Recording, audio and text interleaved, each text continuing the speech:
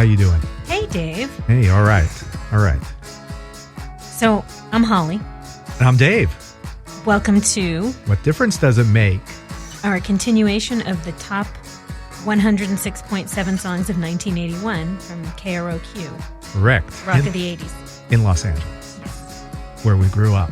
Yes. This is what we listened to. And we were avid fans. Avid, can you say that? You just did. Okay. I'll allow it. We left off. It's only getting better. Because today we're going to start with 39. And I think things get a whole lot better from here. Well, I'll disagree with that already, but... Yeah, well, you're entitled to your opinion. But I do know the smaller the number, the bigger the hit. Some wise man once told me. Wise man. Yes. King of the countdowns? King of the countdowns. Yeah. Casey. Yep. Counting them down. So let's count them down. Okay, so let's go to number 39. Iggy Pop, Bang Bang. What can you tell me? I can tell you, I was probably more partial to the David Bowie version, 1987. Okay. So, but, David Bowie loved to cover Iggy Pop songs. Yeah. So I liked it. But this was great. This was really fun. But he actually wanted, so this is from the album, it was called Party. Okay. And he had originally wanted Phil Spector to produce it. But he couldn't get Phil Spector. Instead, he got Tommy Boyce, which was pretty cool. And actually, when I of the Monkees, Tommy Boyce, Tommy Boyce, who wrote and produced a lot of Monkees stuff. Is that the same Tommy Boyce? Yeah, it was like I'm not going to remember his name. It's like Hart and Boyce, I believe. Yeah, the combo. They wrote a lot of Monkees hits. He was way older than I realized he was at the time. You knew him at the time as Iggy? The songwriter? No, Tommy Boyce. Iggy can't tell how old he is. He always looked the same. Love him. He's got to be old now. Anyway, that's what I know about. Okay, I did see the video of it. And you know the weird thing about this video? What? He's wearing a shirt. The whole thing? The whole video? I didn't think a shirt can contain him. But it does. He's wearing like this ruffled shirt. It's super 80s and super Iggy, but it was just funny seeing him in a shirt. In a shirt, yeah, you almost don't recognize him. No, I don't recognize him. Why do you look different? Oh, I'm wearing a shirt. Yes. Oh, nice. A lot of information there. Yeah, but too much on Iggy. But however, and we know this from past episodes, one of my favorites, the Finn Brothers, Split Ends, number 38, Hard Act to Follow. Sixth album. Okay. It was called Wayada, was the name of the album, which means it's Maori, the Maori word for song. Okay. But in Australia, it had a different name for song. It was called Oro, and I'm probably not pronouncing this right, but it's Orobori, which is Aborigine for You've done your research today. Well, that was interesting. And of course, because I love them, I wanted to know a little more. But people probably already know this without having had to research it. Okay, what can you tell me about it? You got to have something. Someone's found Wikipedia and knows. Oh, I got multiple sources. Okay. Actually, one thing I did learn from Wikipedia from this. Apparently, it was the album, whatever that name is. Wayada or Orobori. I'm going to make you say it over and over again until you get it right. I could be mispronouncing it. Make it up. I don't know. What'd you learn? For some reason, they changed the color of the album for America because the USA does not like brown. And so they changed the color. It was like bluish. Did they do a focus group to find this out? Or is this just a general statement across the board? Americans don't like brown. Americans don't like brown. We like, look at Cleveland. Look at UPS. We don't like brown. Or do we like brown? Do we like UPS? We like UPS, and we know it's an association. I guess maybe they didn't want to be associated with brown, with the color brown. I think we associate it mostly with shit. Oh, there you go. You can edit that out. No, okay. So that's very interesting. No, I did not know that. Yeah, I don't know if that's based on fact because it was in Wikipedia, and that's what I found is that they changed the color because Americans do not like brown. Huh. But we like the song. Hard Act to Follow. I love the song. It's a good. I like the energy in that. There's nothing. You'll only get positivity from me about the Finn Brothers. Oh, okay. I was going to say I've heard a lot of negative things from you in the past. Oh, never about them. No, and probably never. not about any of these upcoming artists. Okay. Maybe I'm just feeling pretty good today. I just okay. got back from a vacation, so you're not going to hear any negativity. Nice. Okay, I'll keep that in mind. Send Holly on a vacation, then have her come back. She's going to feel good about everything. Well, also, remember, we move into 1981. This music only gets better and more positive for me. Sure. Well, I mean, for both of us, we were right in that. This is our era. This is 8th, 9th, 10th. I can't. 10th, 11th. 10th, 11th. Yeah. All right. Yeah. So that's right. Yeah. We're starting to go to shows. We're starting to listen to the radio, get a little independence. You can jump in your car and you could put on KROQ and you could listen to it without your parents knocking on your door to scream, turn off that crap. I'm just picturing the "We're Not Going to Take It" video where the dad comes into the room. Isn't that "We're Not Going to Take It"? Oh, yeah. Dad comes into the room for him to. That's a couple of years away from. Yeah, but I mean that's the vision you just conjured up. Sister. Yeah, exactly.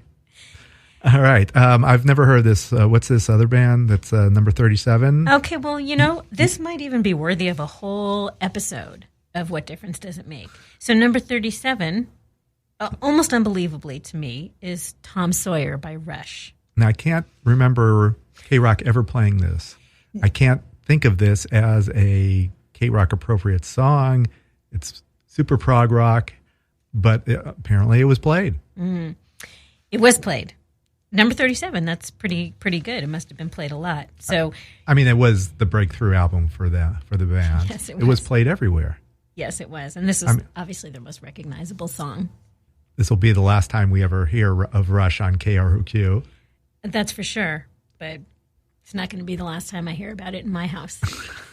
Because my resident expert, I made it wasn't a mistake. It was probably a really good thing for the show. I kind of grilled him because I have a lot of facts, obviously, about the band and about the song, but I thought I could get some inside perspective. Okay, so give me one or two fun facts about Tom Sawyer. Okay, I'm going to give you a few. Okay, so you're going to have to give me a little leeway on this, but something I got from my RE is that, so the drummer, Neil Peart, says it's the most challenging. I'm going to stop you right there. Because everybody knows. Nobody knows. See, I think of it as, everybody knows. Isn't there a scene in yes. in this movie with Paul Rudd?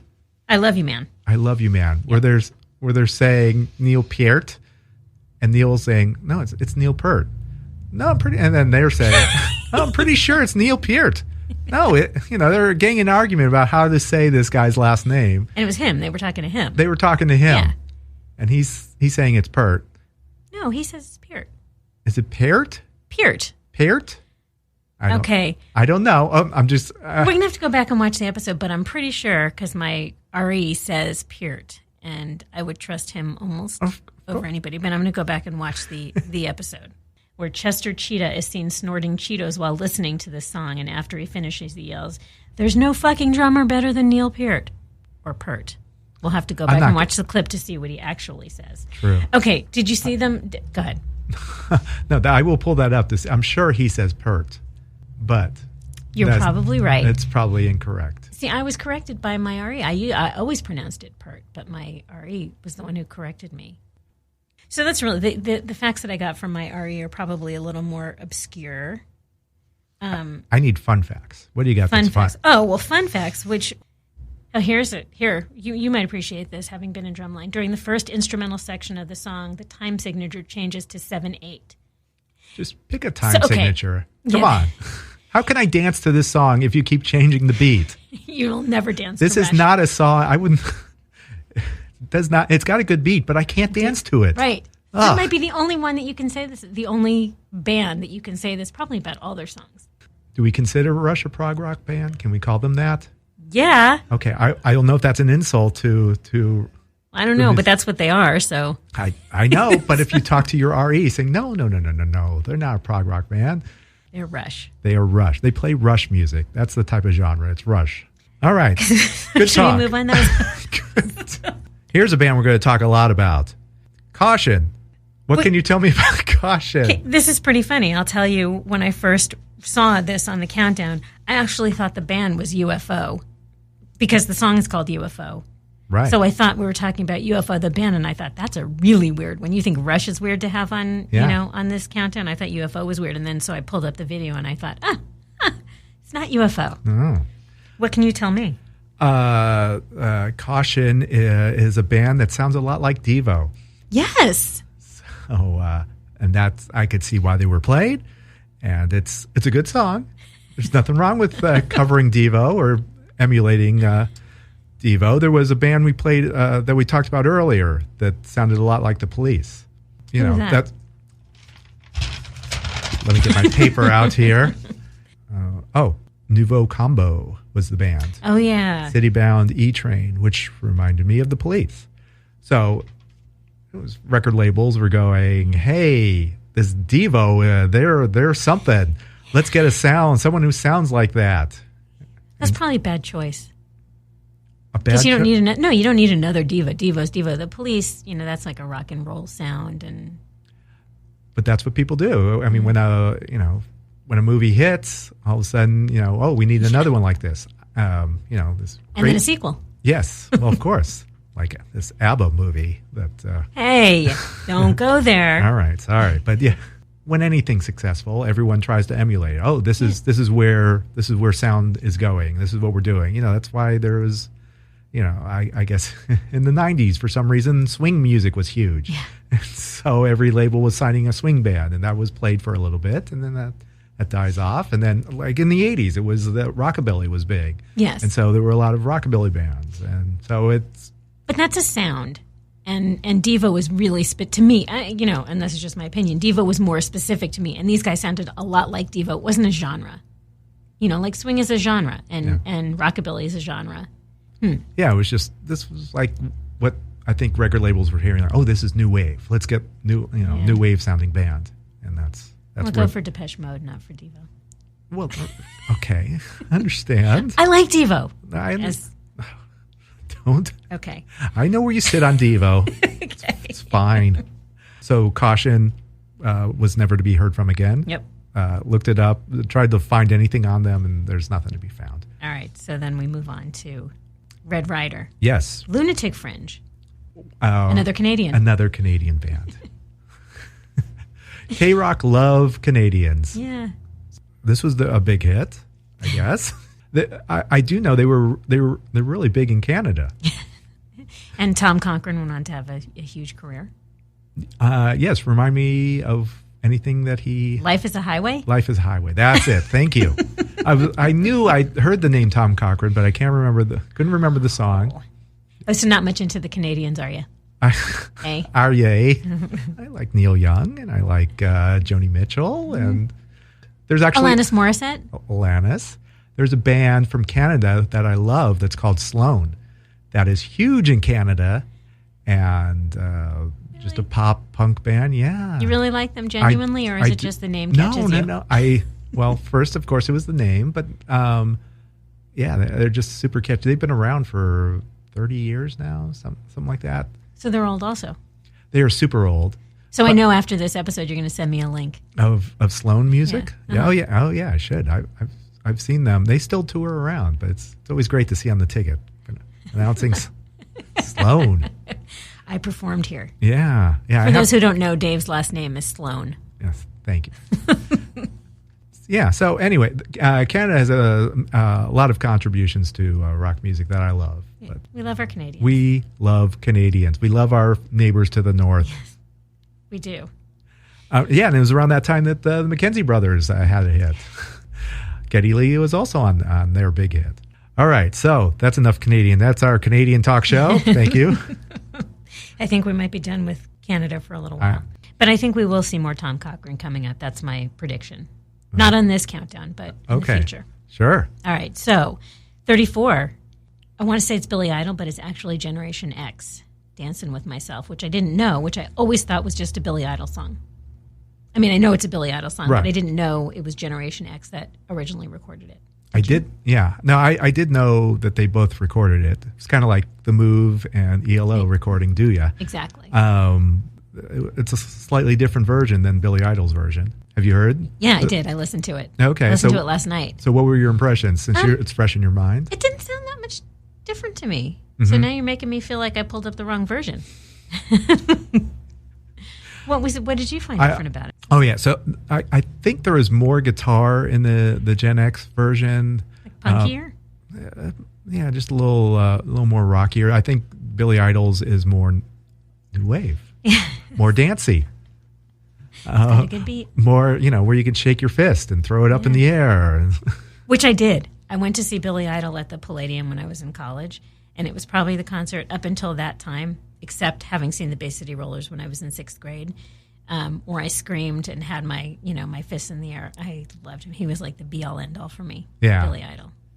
Yeah, he was that guy. There were a few of those guys I'm sure you would scream at. Who else? We're coming up to him. Okay. But you probably haven't seen it. I don't know. We'll see.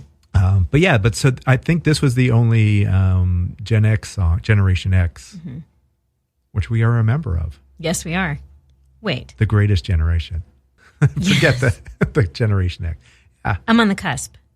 We'll count you as Generation X. Thank you. Yeah. Come on. All right. You are not a baby boomer, right? No. How's it go? It's baby boomer. It's the greatest generation, and then baby boomers, and then Generation X, and you go to Gen Y, Gen Z, and then millennials. Yeah. Don't get me started. Okay, don't. We're going to just start sounding old. Hey, you're listening to the What Difference Does It Make podcast. Just relax for 30 seconds. Chill.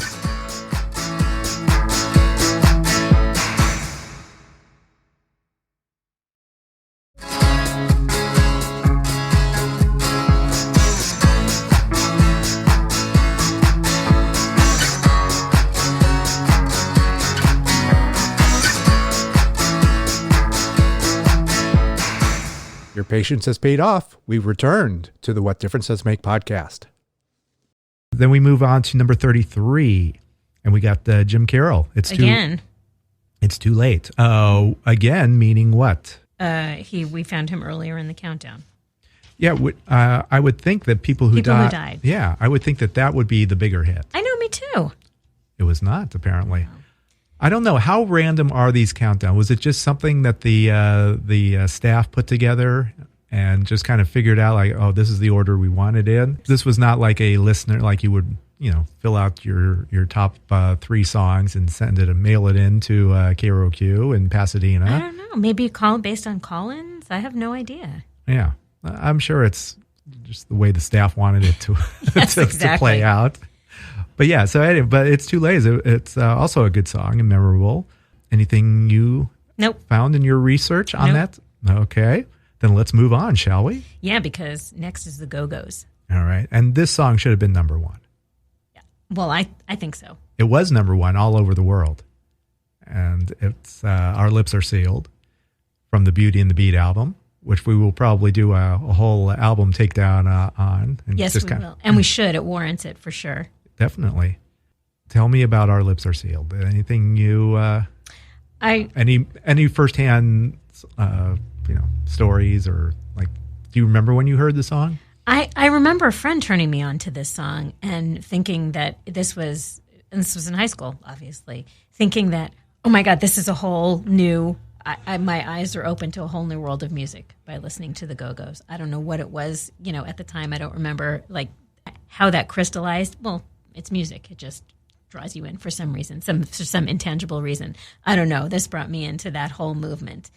I just love the song. And the whole album, to me, Beauty and the Beat is another flawless album that you can listen to all the way through and just sing at the top of your lungs. Still, I think, yeah.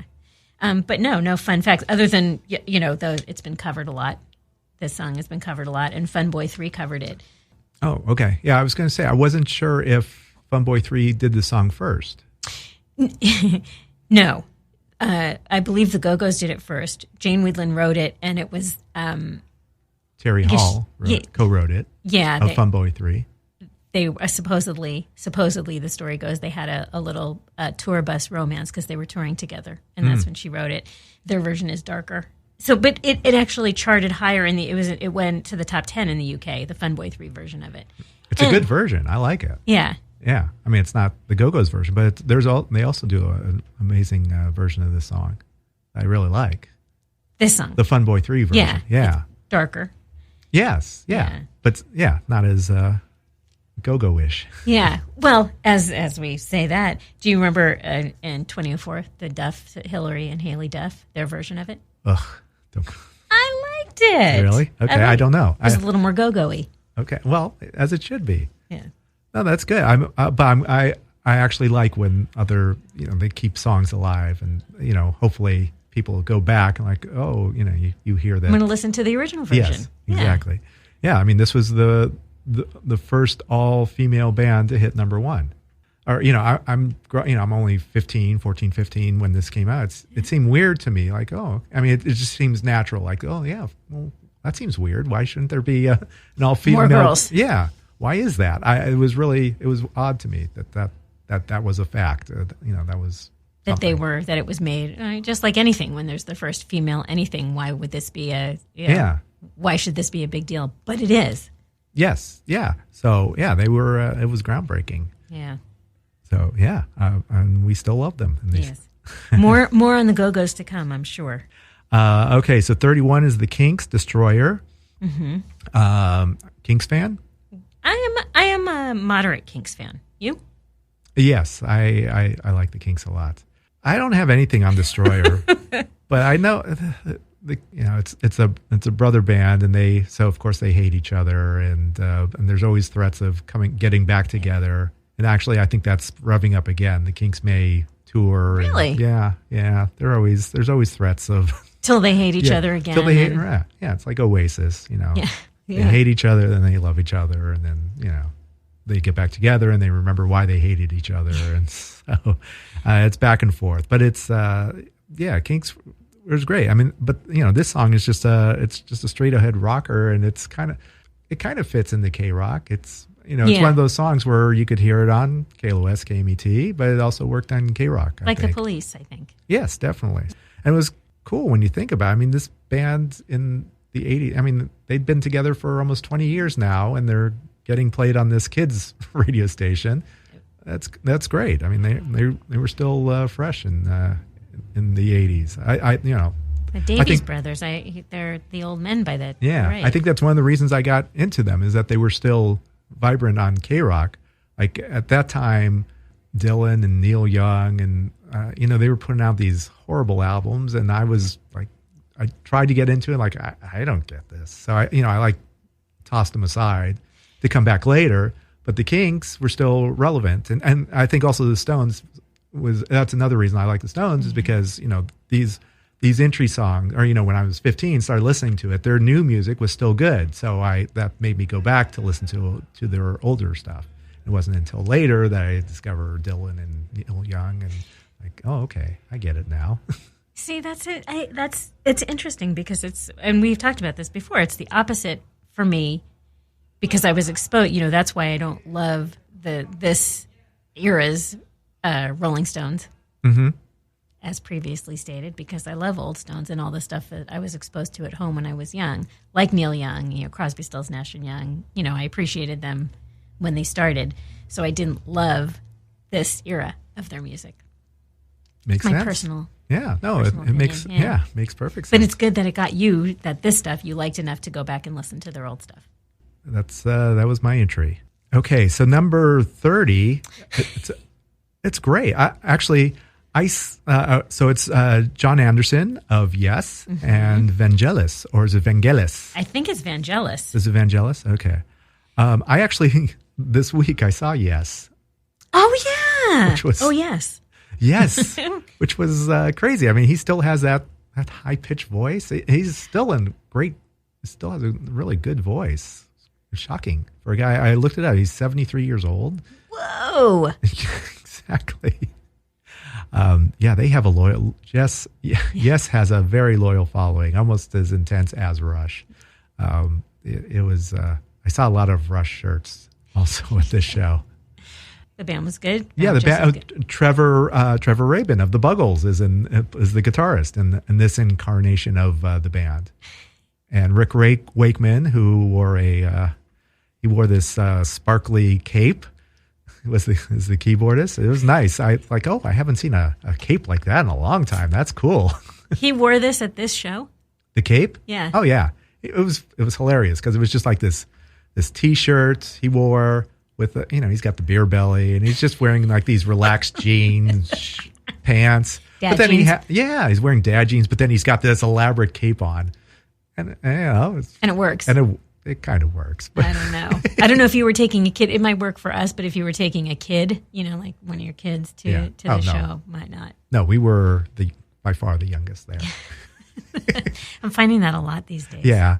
But it was fun. I'm glad I went to the show. Yeah, John Anderson, he still has a great voice. But going to this song, it was kind of cool. It's called The Friends of Mr. Cairo, which I had completely forgotten about. Mm-hmm.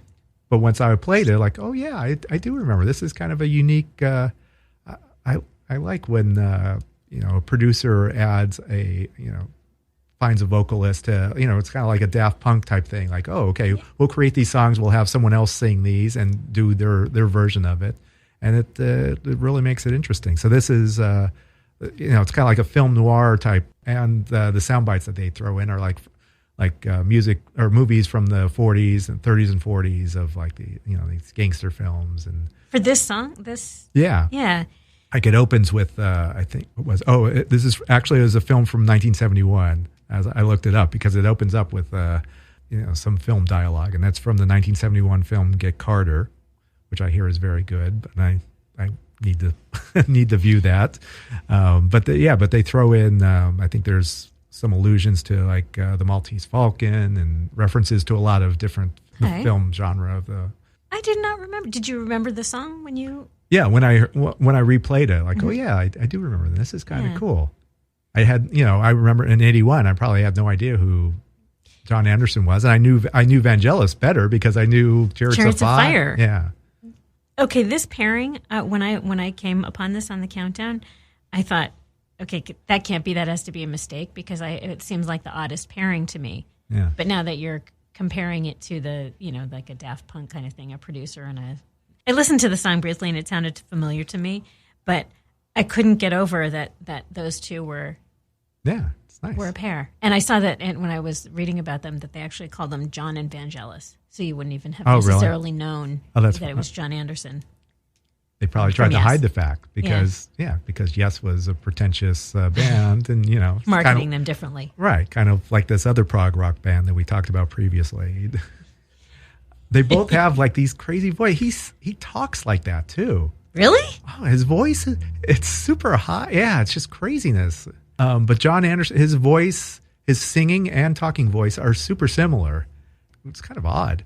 Our seats were pretty good, so we could tell like, oh, John Anderson is very short, and he stands on this little like a booster seat just so he's a little bit tall. For stage presence. I think it so the people in the back can see him. I didn't know. Yeah, although I find that's common to a lot of singers. Yeah. Oh, yeah. I think so, too. Like a prog rock band. They played like 12 songs, and the show was like 2.5 hours long. Yes. All right. So anyway, yeah. So there, it's definitely where I'm curious as to, I looked on YouTube. I didn't listen to it, but there's like a 15-minute version of this song. I think it's probably like a film type thing, and I'd actually like to hear the whole album. So I'm going to have to pull up the whole thing and just kind of see what that was about because the song is very interesting. You close the door and put on your black light. Definitely. There you go. Okay. All right. So my name is Dave. I'm Holly. Thank you for listening to What Difference Does It Make? Check you later. Over and out.